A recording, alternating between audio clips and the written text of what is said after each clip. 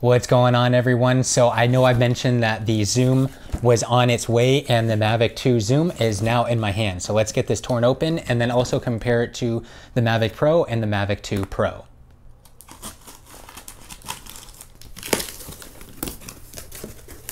Mavic 2 zoom.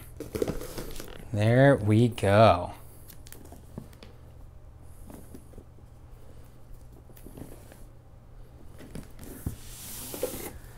Dun, dun, dun, here we go. Moment we've all been waiting for. Mavic 2 zoom. Now, first impressions are that, of course, it feels just like the Mavic 2 Pro because it basically is just a different camera. The camera doesn't have that, oh my God, wow factor, but it definitely is bigger and more robust looking than the regular Mavic Pro.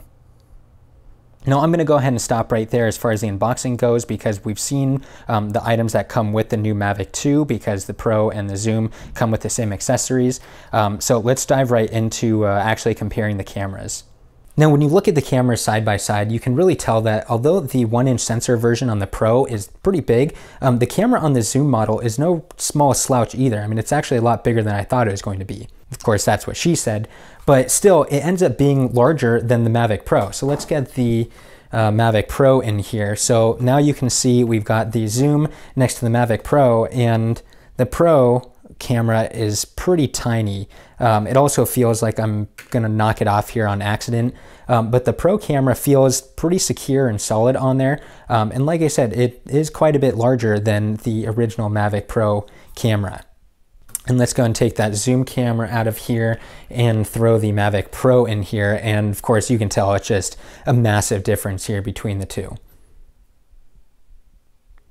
Now, the other thing that I really like about the new drones is the way that the filters and the lens covers attach. So before on the Mavic Pro, if you wanted to add a filter, you'd have to get this little thing and shove it on the front. And usually when you put it on there, it would end up not sitting right. And I see on here, just, you know, it ends up being difficult. You're trying to push it on there. I always feel like I'm going to break the gimbal or the camera when I'm pushing it on there. Now, you can get it on there, but even, you know, on the best of days, it still sometimes throws gimbal errors on the camera itself. So that's kind of annoying, especially when you're just trying to shoot and it's a nice, bright, sunny day.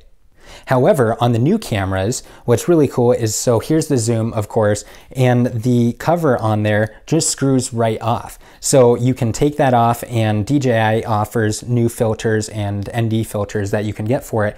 But what's great is because they just screw on there, they go on there nice and secure. You don't have to worry about them being crooked. And most importantly, you don't need to worry about gimbal errors because, you know, you're putting something on there that the camera was not expecting to have.